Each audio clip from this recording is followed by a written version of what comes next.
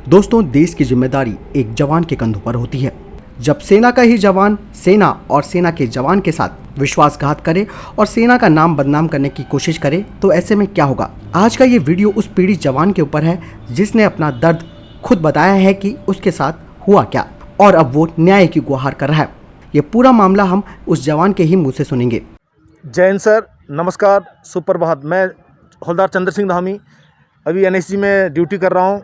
मैं और मेरा परिवार पहले मेरठ में रहते थे।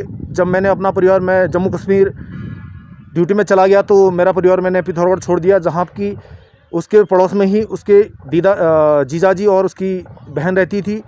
मैंने भरोसे से उनको वहाँ छोड़ा कि चलो दोनों बहनें एक साथ रहेंगी तो इसकी भी कोई मदद मिलेगी और कोई परेशानी नहीं होगी। मेरे छोटे बच्चे थे, इस कारण मैंने वहाँ छोड़ा। लेकिन वो दोनों अपराधी अपने घर में बुलाकर उसकी दीदी ने जानबूझ के उसको अपने घर बुलाकर अपने घरवाले से रेप करवाया और वो अत्याचारी भी उसका रेप किया। एक दिन नहीं 2 दिन।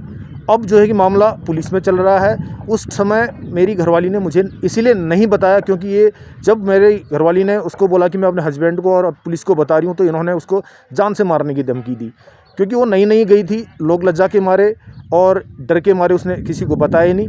लेकिन जब उसका अत्याचार हद से भी ज़्यादा बढ़ने लग गया तो इस लॉकडाउन के दौरान 115 या 120 दिन की छुट्टी में था वो, तो उसने रोज़ उसकी मजदूरी का फ़ायदा उठाना और रोज़ डराना धमकाना, यहाँ तक कि रात को 10 बजे 11 बजे उसके घर जाना, उसको दोनों जने और उसकी दीदी और वो।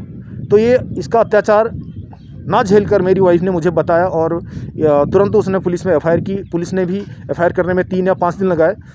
तो उसी दौरान इसने मुझे डर के मारे उसने मुझे कबूलनामा भेजा और बोला कि मैंने गलती कर दी, आज से मैं एक ऐसी गलती नहीं करूंगा। ये जवान, इसका नाम धन सिंह धामी है और ये 4th कुमाऊं का जवान है, जो कि 4th कुमाऊं बहुत ही अच्छी और बहादुर रेजिमेंट है।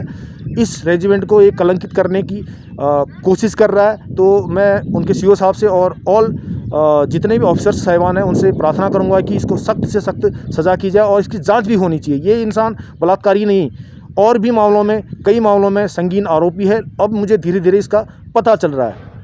ये इंसान अपनी भतीजी को घर बुलाकर, अपनी सगी भतीजी को, इसकी वाइफ, उसको भी इसके हवाले करना चाहती थी, लेकिन उसकी किस्मत अच्छी थी, वो बच गई। अब ये है कि मामला कोर्ट में चल रहा है और पुलिस इसकी जांच कर रही है। लेकिन ये धन सिंह मेरे परिवार को और मुझे बार बार धमकी दे रहा है कि मैं तुम्हें देख लूँगा, तुम्हें मार दूँगा।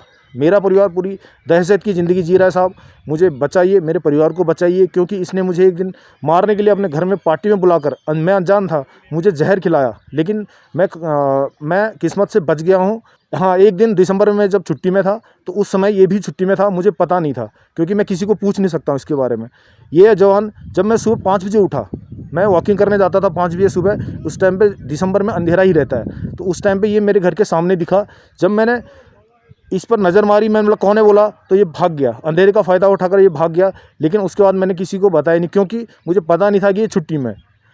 कुछ दिनों बाद पता चला कि ये छुट्टी में था, तो मुझे कंफर्म हो गया कि ये जवान छुट्टी में था उस टाइम पे, और मुझे और मेरे परिवार को नुकसान पहुंचाने के लिए सुबह सुबह मेरे घर में आया था।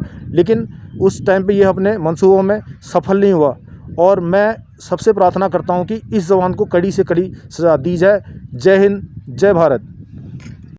दोस्तों, हम सबको साथ मिलकर इस जवान को न्याय दिलवाना चाहिए ताकि सेना को बदनाम कर रहे ऐसे लोगों के खिलाफ सख्त से सख्त कार्रवाई की जा सके, जिससे कि हमारी सेना का नाम बदनाम ना हो और इस तरीके का विश्वासघात फिर दोबारा कोई ना कर सके। दोस्तों, आपको क्या लगता है इस बारे में? आप कमेंट सेक्शन में जरूर लिखकर बताएं। जय हिंद, जय भारत।